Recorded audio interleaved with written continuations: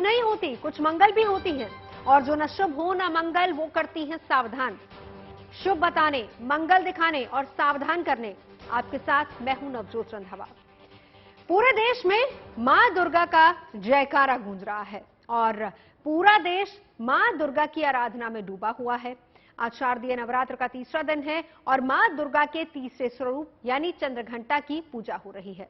दिल्ली हो या कोलकाता, ओडिशा हो या गुजरात, मां के दरबार में सुबह से ही भक्तों की भीड़ उमड़ी है।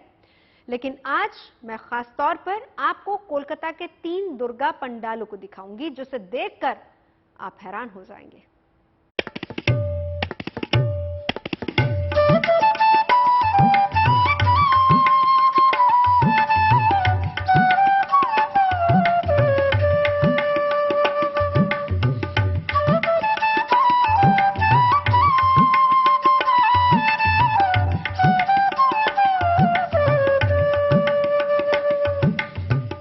नवरात्र के तीसरे दिन मां चंद्रघंटा की पूजा पूरे विधि विधान से हो रही है।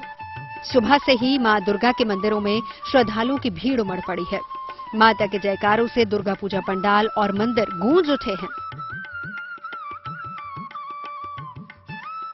बहुत ही अच्छा लगा, बहुत अच्छे इंतजाम कर रखे हैं। भीड़ इतनी ज्यादा नहीं है बट फिर भी बहुत अच्छे दर्शन हुए। माता की कृपा थी, प्लान नहीं किया था बट सडनली रात को अचानक से प्लान बना, फिर हम आए और दर्शन बहुत अच्छे हुए। इसका बहुत अच्छा लगा। माता का बहुत बहुत आभार है हमारे पे। तैयारियां हमारी सब पहले ही पूरी हो चुकी थी। अब तो भक्तों को बड़ा आनंद आ रहा है। मंदिर में बड़ी सुंदर साज सज्जा की हुई है।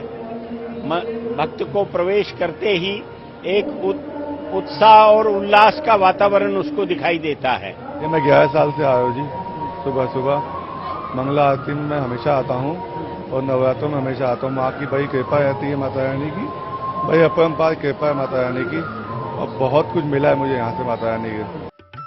आज मैं आपको मां दुर्गा के 3 पंडालों के दर्शन करवाऊंगी।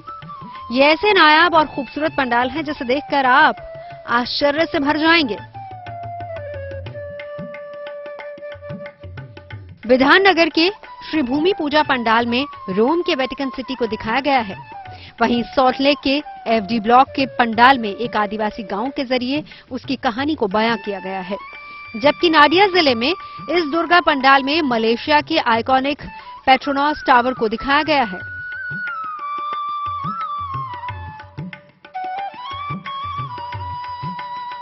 यह है कोलकाता के विधाननगर का श्रीभूमि पूजा पंडाल। इस पंडाल की रौनक देखते ही बन रही है। इसकी भव्यता को मां दुर्गा के श्रद्धालु अपने मोबाइल कैमरों में कैद कर रहे हैं।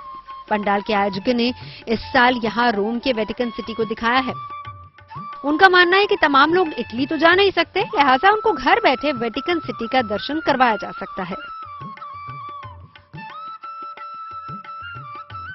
पिछले साल बुर्ज खलीफा और इस बार इटली का वेटिकन सिटी या फिर सेंट पीटर्स बेसिलिका, जिनका ये पूजा है, उन्हीं से बात करेंगे और पूछेंगे कि ये जो वंडर्स ऑफ द वर्ल्ड आप कोलकाता के वासियों को दिखा रहे हो, इसका ये कॉन्सेप्ट कहां से मिला? देखिए, इस साल नहीं, पिछले साल भी हम लोग बुर्ज खलीफा बनाया है और इस साल भी हम लोग वेटिकन में हम लोग सेंट पीटर्सबर्ग जो चर्च हम लोग बनाया है, क्योंकि हम लोग देख के आया है, रोम में देखा है, बहुत अच्छा लगा है। तो सब आदमी को उधर जाना नहीं पड़ेगा। तो यूरोप का जो लोग स्थापत्य है वो हम लोग इधर बनाएगा तो लोग इधर देखेगा तो लोग का अच्छा ही बोलेंगे। सब लोग को तो जाना नहीं सकता है। हमने बात की सुजीत बोस के साथ, जिन्होंने हमसे बात की और बयां किया कि आखिर कितना समय लगा ये पंडाल बनाने में, और अगले साल वो लोग सोचेंगे कि शायद इससे भी कुछ बेहतरीन पंडाल आए ताकि लोग आए और दुर्गा पूजा को एंजॉय करें। पिछले साल बुर्ज खलीफा और इस बार इटली का वेटिकन सिटी या सेंट पीटर्स बेसिलिका, सब लोग तो नहीं जा सकते।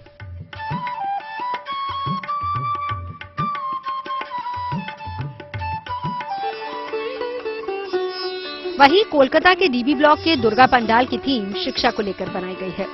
इसमें ये दिखाने की कोशिश हो रही है कि आदिवासियों की एक प्रजाति बुझने की कगार पर है, जिसे बचाए जाने की जरूरत है। सॉल्ट लेक के एफडी ब्लॉक की ये दुर्गा पूजा संपूर्ण रूप से इको फ्रेंडली बताई जा रही है, क्योंकि यहां पर और इसे बनाने में पूरी तरह से प्राकृतिक चीजों का इस्तेमाल हुआ है, जैसे खर पतवार, बांस के खोपड़े, इस तरह की चीजों का इस्तेमाल यहां पर किया गया है। और इसे बनाने में लगभग 6 महीने का समय लगा है, क्योंकि घास पतवार जो यहां पर उगाई गई है वो यहीं पर उगाई गई है, कहीं से लाई नहीं गई है। जबकि सॉल्ट लेक के एक ही ब्लॉक में दुर्गा पंडाल में ये दिखाने की कोशिश हो रही है कि बच्चे बस्ते के बोझ से परेशान हैं, जिससे उनकी स्वाभाविक प्रगति नहीं हो पा रही।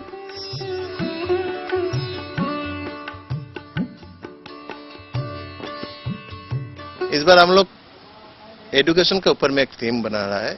बच्चा बैग से लेके परेशान, बैग, पानी का बोतल, इसको लेके जिसको जो वजन होता है बच्चा से तिगनी हो जाता है। तो इसलिए हम लोग इसी एक संदेश दे रहा है। सभी को ये इच्छा है जो उसका बच्चा बड़ा आदमी बने, बड़ा ये बने। हम लोग का जो भावना है, हम लोग चाहता है सब गुण लेके वो एक सच्चा इंसान बने। इस पंडाल में एक स्टैचू के जरिए ये दिखाया गया है कि बच्चा बस्ते के बोझ से कैसे दबा हुआ है और इससे उसकी कमर टेढ़ी हो रही है। आज के शिक्षा व्यवस्था पर प्रहार करते हुए कहा है कि बच्चों को उनका जीवन जीने दें और यह हक उनको मिलना चाहिए।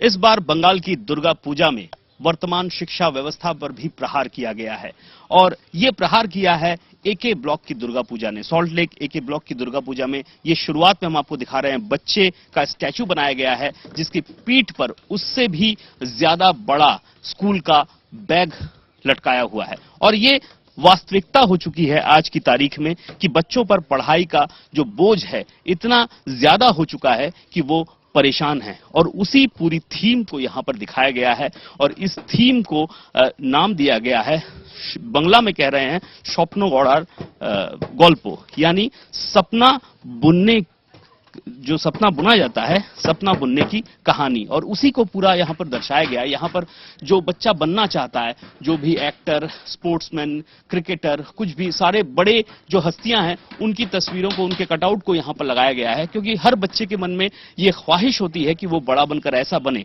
लेकिन पढ़ाई के बोझ तले वो इतना ज्यादा दब चुका होता है कि इन सब के लिए समय ही नहीं निकाल पाता है। वहीं नाडिया जिले के पूजा पंडाल में मलेशिया के आइकॉनिक टावर को दिखाया गया है। 148 फीट के इस पूजा पंडाल में मां दुर्गा को बेहद भव्यता के साथ दिखाया गया है। कहा जाता है कि देवी के स्वरूप की उपासना जन्म जन्म के पाप और कष्टों से मुक्ति दिला सकती है। ऐसा माना जाता है कि माता चंद्रघंटा की पूजा से न सिर्फ भय से मुक्ति मिलती है, बल्कि साहस और शक्ति में भी अपार वृद्धि होती है। कोलकाता से सूर्योग्नि राय और अनुपम मिश्र के साथ bureau report, good news today.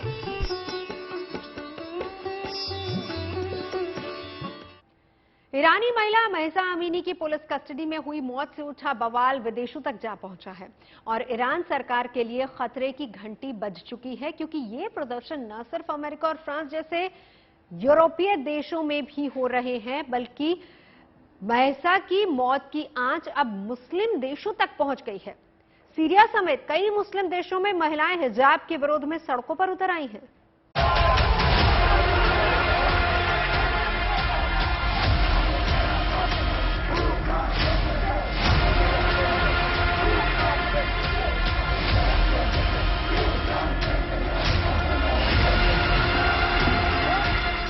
Iran के हिजाब के हिसाब की मांग अब पूरी दुनिया में उठने लगी है।